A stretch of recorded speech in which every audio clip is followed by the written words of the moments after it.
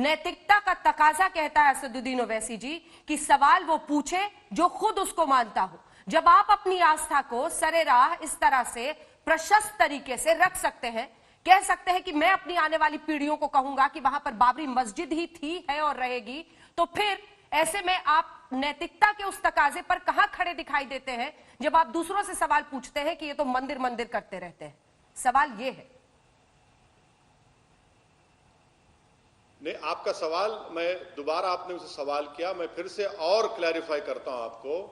असदुद्दीन ओवैसी एक member of parliament है। अगर असदुद्दीन ओवैसी जो बात कह रहा है वो फैक्ट पर मुबन्नी है, आप देख लीजिए सुप्रीम कोर्ट के जजमेंट्स में और जितने फैक्ट्स हुए। प्राइम मिनिस्टर ऑफ इंडिया तो नरेंद्र मोदी है। अगर कहीं गलती से असदुद्दीन ओवैसी कभी प्राइम मिनिस्टर नहीं बनेगा, ना मेरी उम्मीद है ना मेरा ख्वाब है, मगर प्राइम मिनिस्टर का आप तकाबुल कर रहे हैं एक मेंबर ऑफ पार्लियामेंट से, यह बहुत गलत है। इसलिए कि मैं देश का प्राइम मिनिस्टर नहीं हूं। देश का प्राइम मिनिस्टर देश के तमाम हिंदू, मुसलमान, सिख, ईसाई, आदिवासी, दलित और जो मजहब को नहीं मानते उनका प्राइम मिनिस्टर है। वो मेरे भी प्राइम मिनिस्टर हैं। अगर मेरा प्राइम मिनिस्टर ऐसी जगह पर जाएगा जहां पर इन तमाम दिसंबर 22-23 के 49 के वाकयात हुए, 86 में ताले खोले गए, मुसलमानों को बोलने की इजाजत नहीं दी गई, 6 दिसंबर को मस्जिद शहीद की गई और जिन पर मस्जिद डेमोलिशन का क्रिमिनल केस चल रहा है, आप उनको बुला रहे हैं और खुद नरेंद्र मोदी उस बाबरी मस्जिद के, उस राम मंदिर के स्ट्रगल में हिस्सा थे। आप बताइए, आज प्राइम मिनिस्टर होकर वो देश को क्या पैगाम दे रहे हैं? क्या वो न्यूट्रलिटी का पैगाम दे रहे हैं? मैं ये कह रहा हूं कि अगर प्राइम मिनिस्टर जाएंगे वहां पर, वो एक कॉन्करर के रूप में जाएंगे।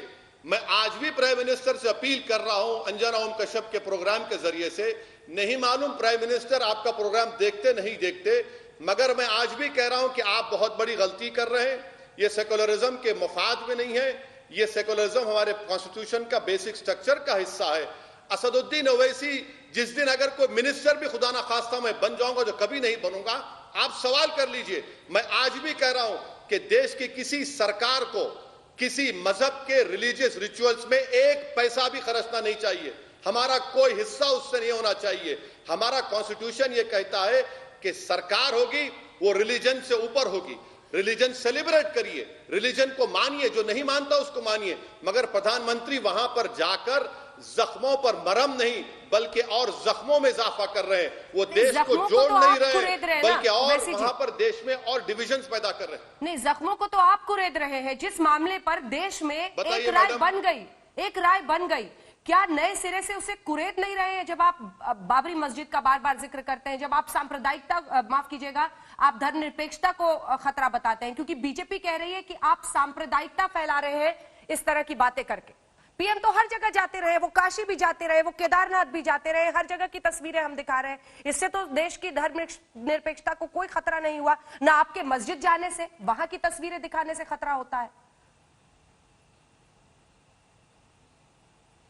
नहीं, यकीनन प्रधानमंत्री सब जगह गए, मगर मुझे बता दीजिए कि बाबरी मस्जिद और राम मंदिर का जो इशू है, आप जितने अभी मजहबी जगहों की बातें की, क्या उनमें इस तरह का वायलेंस हुआ? क्या उसमें इस तरह का खून बहा मासूम हिंदुस्तानियों का? क्या उसमें इस तरह का फसाद हुआ? क्या उसमें इस तरह का सुप्रीम कोर्ट के ऑर्डर्स का धज्जियां उड़ाई गई? क्या उन जगहों पर इस तरह से बीजेपी और संघ परिवार के लोगों ने रात के अंधेरे में इस तरह से मस्जिद में घुसकर मूर्तियां रखी? हरगिज नहीं हुआ। इसकी हिस्ट्री है, इसका एक बैकग्राउंड है और खुद प्रधानमंत्री उससे वाबस्ता रहे हैं। मैं आपसे एक ही सवाल कर रहा हूं कि प्रधानमंत्री मुख्तलिफ इबादतगाह को जा सकते हैं, क्यों नहीं जाना चाहिए? उनका मजहब है, उनकी इबादतगाह है, जाना चाहिए, मगर ऐसी जगह पर जाकर जहां पर उसका एक हिस्ट्री है, जहां पर उसका बैकग्राउंड है, प्रधानमंत्री क्या पैगाम दे रहे हैं देश को? मेरा मानना है कि कोई भी सरकार हो, सेंट्रल गवर्नमेंट हो, स्टेट गवर्नमेंट हो, हिस्ट्री तो हर जगह की होती है। जहां पर आप खड़े हैं वहां की भी हिस्ट्री है, जहां पर मैं मौजूद हूं उस दिल्ली की भी हिस्ट्री है। सवाल यह है कि धर्मनिरपेक्षता क्या सिर्फ अभी तक जो तुष्टीकरण की राजनीति होती थी उसके जरिए साधी जाएगी, या हम देखते हैं तमाम लोग अपनी अपनी आस्था खुलकर व्यक्त कर रहे हैं और इससे धर्मनिरपेक्षता को कोई खतरा होता है या नहीं, यह महत्वपूर्ण है। आप क्यों चाहते हैं कि 2020 पर 92 हावी हो? 92 तो हमेशा हावी रहेगा ना। आपकी नजर इतना में हावी रहेगा कि आप देखेंगे कि आने वाले सालों में आप देखेंगे कि ज्ञानवापी और मथुरा का भी मसला छिड़ेगा। आप देखेंगे और बहुत से मसाजिद का मसला छिड़ेगा। आप ये क्यों भूल जा रहे हैं कि 92 किसने किया? 92 बताइए मुझे आप। किसने सुप्रीम कोर्ट को ये वादा करके, वादे से मुकर के सारी दुनिया के सामने मस्जिद को शहीद किया? किसने किया बताइए आप। किसने 22 दिसंबर 1949 को आजादी मिलने के 2 साल के अरसे में रात के अंधेरे में मूर्तियां रख दी? किसने आधे घंटे की हियरिंग में 20 पेज का ऑर्डर दिया जहां पर मुसलमानों की सुनवाई नहीं हुई? आप बताइए ना, किसने किया? ये मैंने किया। ये कौन जिम्मेदार है इसका? देश किससे इसीलिए चलेगा? हम कह रहे हैं सर्वोच्च अदालत कि के फैसलों से जख्मों को प्रधानमंत्री और दे रहे हैं।